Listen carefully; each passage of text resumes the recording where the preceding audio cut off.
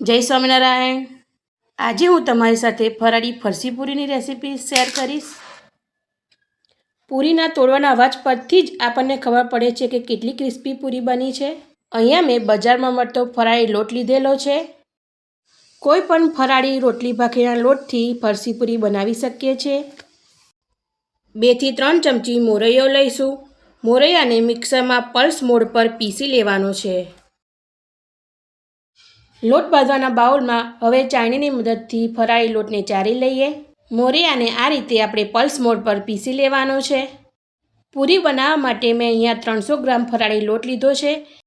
એમાં પીસેલો 2 ચમચી મોરૈયો અંદર એડ કરી લઈએ। સિંધો મીઠું, અહીંયા મેં 1 ચમચી સિંધો મીઠું એડ કરેલું છે। અડધી ચમચી અધ કતરેલા વાટેલા મરીનો ભૂક્કો, 1 ચમચી વાટેલું જીરું। ત્યારબાદ મસાલા લોટમાં મિક્સ કરી લઈએ। લોટનું મોવણ દેવા માટે અહીંયા ઘી અંદર એડ કરી લઈએ। આ રીતનું મુઠ્ઠી પડતું મોવણ અંદર એડ કરવાનું છે। ત્યારબાદ પાણીની મદદથી આપણે લોટ બાંધી લઈએ। થોડું થોડું પાણી અંદર એડ કરતા જઈ લોટને આપણે બાંધી લેવાનો છે। તમને મારી આ ફરાળી ફરસી પૂરી અને ફરાળી ચાટની રેસીપી ગમે તો લાઈક અને શેર ચોક્કસ કરજો। ભાખરીનો લોટ આપણે જેવો બાંધીએ છીએ એવો જ સ્મૂધ લોટ તૈયાર કરવાનો છે। ત્યારબાદ લોટને 10 થી 15 મિનિટ માટે ઢાંકીને મૂકી દઈશું। 10 થી 15 મિનિટ બાદ લોટને આપણે મસળી લઈએ। લોટમાં જે દાણા જેવું દેખાય છે તે મીઠાનો ભાગ હોય છે। લોટમાંથી આપણે આવા મોટા ગુલ્લા બનાવી લઈએ। આ પ્રમાણે બધા ગુલ્લા તૈયાર કરી લઈએ।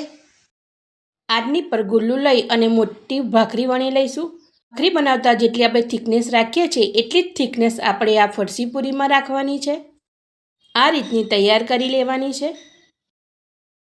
પૂરીને બહારના જેવો શેપ આપવા માટે આવું એક ઢાંકણ લઈ લઈશું। ધારદાર ઢાંકણની મદદથી હવે આપણે પૂરી બનાવી લઈએ। આ રીતે પૂરીનો શેપ આપી દઈએ તો ફરસી પૂરી બનાવવા માટે આપણી પૂરી રેડી થઈ ગઈ છે। ગેસની આદત ચાલુ કરી કઢાઈમાં તેલ અંદર ઉમેરી લઈએ। તેલ ગરમ થાય એટલે પૂરીને ઉમેરી દઈએ। ગેસની આંચને મીડિયમ જ રાખીશું। તૈયાર છે ફરસી પૂરી।